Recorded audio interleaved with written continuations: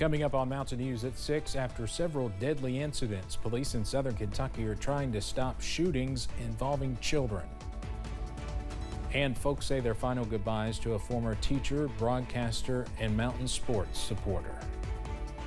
Plus, we are tracking dry and mild weather for much of this week. Those details coming up as Mountain News at 6 starts now. Dedicated to eastern and southern Kentucky, this is WYMT Mountain News at 6. There's been 3 deadly shootings in as many months because kids got a hold of loaded guns in southern Kentucky and were able to fire them. Police and health leaders there are now wanting to mix a lot of fun in Halloween and education about gun safety during a free event on Saturday. WYMT's Phil Pendleton has more on how they want to make a scary statistic less frightening. A time of the year when things that scare us take center stage. I grew up, our home was like always had stuff like this. We watched scary movies and I just became obsessed with it, I guess. Heather Fusion works in social services and her passion for scary things is evident in her office. It's all for fun, but throughout Whitley County lately, she's seen truly frightening things in real life. We definitely have had a lot of cases, even not ending in fatality with guns, which it is something that we felt needed education on gun safety. So blending Halloween and gun safety, they're having a trunk or treat and education event Saturday at Kentucky Splash. So what I have been trying to teach the kids is if you see a gun out and it's not properly stored, that we are not touching it. We go get an adult. We're also going to be giving out free gun locks, and we'll have the sheriff, police detectives, prison officials, and others to talk about guns. Like I said, we want to tie it in. We want them to have a good time, but we also want them to be educated while they're there. And I've told a lot of the kids at the school, you know, go home and talk to your parents about this because they may know more than I do, or you may be able to educate your parents, which is fun as well. Hoping to avoid the ultimate frightening event, a gun going off inside a home. In Whitley County, Phil Pendleton, WYMT Mountain News. The event will be from noon until 2 o'clock Saturday at Kentucky Splash off Kentucky 92 in Williamsburg. It is free and open to everyone. The Powell County Sheriff's Office is asking for help finding a Breathitt County man wanted on an outstanding indictment warrant. Here he is on your screen. Jeremy Spencer of Jackson is wanted on the warrant out of Powell County Circuit Court for charges including trafficking in a controlled substance. That stemmed from an incident in Clay City earlier this year. If you have any information, you're asked to contact Powell County Dispatch. Police in Wayne County have made an arrest in a string of storage unit burglaries. The Wayne County Sheriff's Office says Mark Carpenter is charged with burglary and theft. Deputies say earlier this month the owner of Lockright storage units found several units had been broken into and items were stolen. Deputies say security cameras showed the suspects cutting locks off the units. The Sheriff's Office says the investigation continues to find the second suspect. In Laurel County, the Sheriff's Office is asking for your help identifying a theft suspect. Take a look at your screen there. They're looking for the driver of this pickup truck. They say this surveillance image was captured off the left fork of Fisherman's Cove north of London.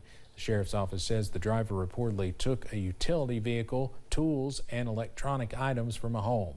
If you have any information about this, you're asked to contact the Sheriff's Office at 606-864-6600.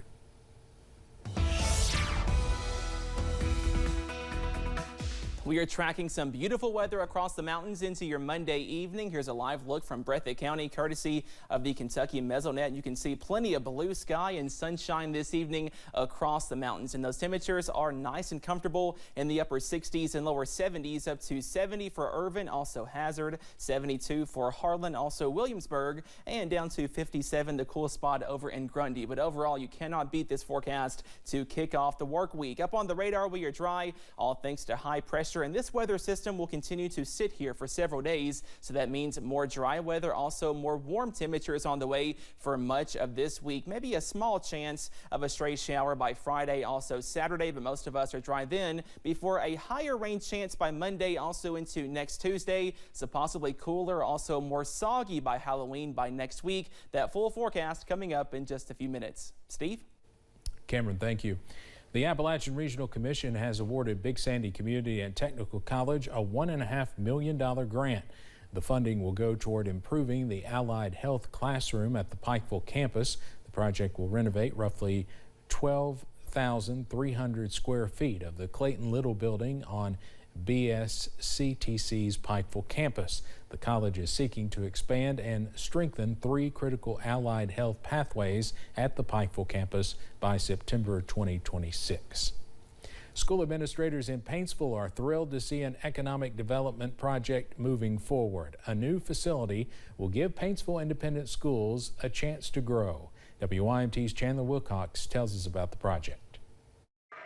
$4 million into an $8 million project, including a $1.5 million grant announced by the governor's office. Paintsville independent administrators are halfway through fundraising for their economic development center. There's not a lot of single A's in the state of Kentucky, and this just is going to offer our kids just another leg up on the bigger school systems. Standard curriculum is included, but school administrators are looking to give students more opportunities through the academy. Our counselors work with the students to discover their interests, what the student would like to study. And from there, we try to help tailor the curriculum to meet the needs of the students. It is not just students, but the community itself that Superintendent David Gibson says they are investing in. We'll hope to open that up to if a business wants to locate their business in Eastern Kentucky, they may pick up the phone and call Paintsville Independent Schools. I need some help training my workers. The Academy can provide another example of the importance of schools to their community. The future of the region, not to be cliche, runs through high schools in school systems. Administrators say they will start construction on the building soon. In Paintsville, Chandler Wilcox, WYMT Mountain News. The building will be located on Main Street in downtown Paintsville. Administrators say it's just a block away from the high school. Governor Beshear's senior advisor Rocky Atkins was also in Lawrence County today. Atkins presented more than $5.3 million in funding to benefit the county, which will go towards supporting cleaner water and increasing tourism.